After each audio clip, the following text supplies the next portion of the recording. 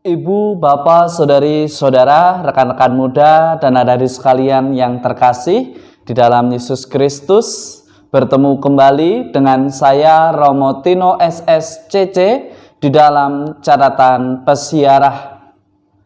Di dalam perjalanan kehidupan kita patut untuk kita syukuri karena masing-masing dari kita, Anda dan juga saya serta kita semua dipanggil untuk menjadi kudus.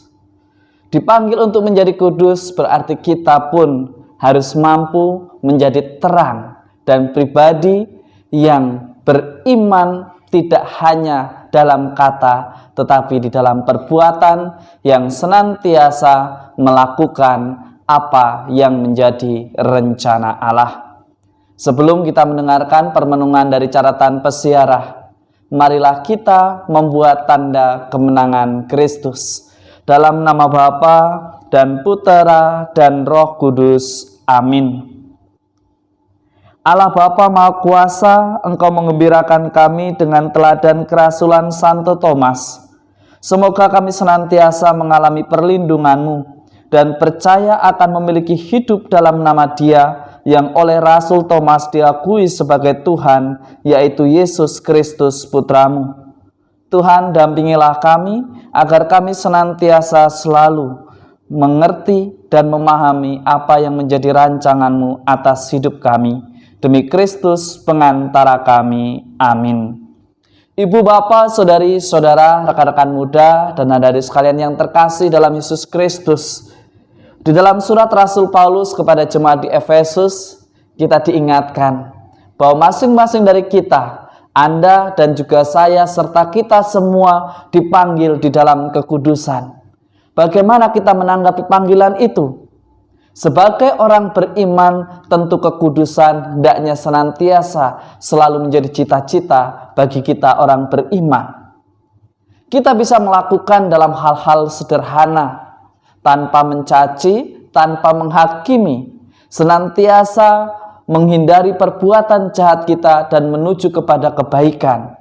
Jika kita senantiasa melakukan ketidaktaatan, mari kita sekarang mencoba untuk lebih taat, lebih setia dengan apa yang menjadi rencana Allah. Hari ini kita merayakan pesta Rasul Thomas. Darinya kita bisa belajar dari pribadi yang tidak mudah percaya, namun justru dialah orang pertama yang mengakui kealahan Yesus ketika dengan mantap berseru kepadanya, "Ya Tuhanku dan Allahku." Ia juga merupakan orang dengan penuh keberanian mengajak teman-temannya untuk menyertai Yesus pergi kemanapun Yesus pergi. Ia juga menjadi pribadi yang polos, yang bertanya, "Kami tidak tahu kemana Engkau akan pergi. Jadi bagaimana kami tahu jalan ke situ?" Ibu, bapak, saudari, saudara, rekan-rekan muda, dan adik-adik sekalian yang terkasih, seringkali kita pun di dalam perjalanan hidup kita, Anda dan saya menanyakan, di manakah Engkau Tuhan? Di mana kami bisa menemukan Tuhan yang adalah Maha Kasih, yang adalah Maha Penyayang itu? Ibu, bapak, saudari, saudara, Tuhan sudah menegaskan, "Akulah roti hidup." Ketika Anda dan saya kita makan, disitulah Tuhan hadir. "Akulah air kehidupan." Di saat kita minum dan kita masih bisa hidup, disitulah Tuhan hadir. "Akulah terang bagi dunia." Ketika setiap hari kita bangun melihat matahari, disitulah Tuhan hadir. Mari belajar dari Santo Thomas. Ia kritis tetapi dia belajar. Dia tidak hanya mengkritisi imannya, tetapi dia juga belajar supaya imannya bertumbuh. Jangan kita hanya menyangkal, tetapi tidak mau menerima kebenaran yang ada. Jangan hanya pandai mengkritik, tetapi kita tidak pernah menunjukkan etikat baik untuk memberikan solusi atau mencari solusinya itu sendiri. Seringkali kita hanya mengkomentari, mengkritik, dan asal bicara hingga akhirnya kita kehilangan makna. Dari Injil hari ini kita benar-benar diajak untuk belajar. Ya Tuhanku dan Allahku, masihkah Anda dan saya bertanya, di mana Tuhan? Thomas sudah membuktikan. Tuhan selalu hadir. Tuhan selalu menguatkan. Bahkan di akhir perikop ini mengatakan, berbahagialah orang yang percaya meskipun ia tidak melihat. Berbahagialah orang yang beriman meskipun ia tidak melihat. Karena Tuhan sudah hadir secara nyata di saat kita bisa menghirup nafas kehidupan setiap hari. Karena Tuhanlah roh kehidupan itu sendiri. Ketika kita menghirup, itulah kasih Tuhan yang begitu besar, begitu melimpah. Mari kita belajar bersyukur. Mari kita belajar untuk dengan sukacita menjalani hidup kita. Anda dan saya bukanlah orang yang paling menderita. Masih banyak di luar sana yang menderita. Lebih baik kita mencari solusi, berani menghadapi, dan jika dimungkinkan membantu mereka yang memerlukan lebih daripada kita. Ibu, bapak, saudari-saudara, rekan-rekan muda, dan adik-adik sekalian yang terkasih.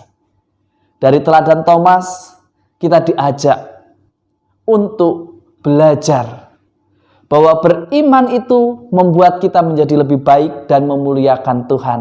Tetapi ketika kita beriman dan menjadi sombong, patut untuk kita pertanyakan, kepada siapakah sebenarnya kita beriman? Karena beriman selalu mengutamakan kehidupan, sukacita, dan kasih sayang yang bersumber daripada Tuhan itu sendiri. Semoga berkat Tuhan senantiasa melindungi dan memberkati kita semua dalam nama Bapa dan Putera dan Roh Kudus. Amin. Ibu, bapak, saudari-saudara, rekan-rekan muda, dan adik-adik sekalian yang terkasih. Tuhan begitu baik mengorbankan nyawanya. Bahkan Tuhan begitu baik memberikan nafas kehidupan kepada kita setiap saat, sehingga kita boleh menerima dan melihat mentari pagi setiap saat. Anugerah kehidupan itu sangat istimewa. Maka jagalah sebagai wujud iman itu. Mari kita lakukan bersama di masa PPKM ini. Dengan tetap memakai masker, rajin mencuci tangan di air mengalir, menjaga jarak, menghindari kerumunan, mengurangi mobilitas, dan jika tidak perlu, mari kita untuk tetap tinggal di rumah. Tuhan begitu senang orang yang taat dan setia, karena berarti Tuhan itu memberkati, karena berarti itu kita semua setia di dalam iman kita. Tuhan memberkati. Amin.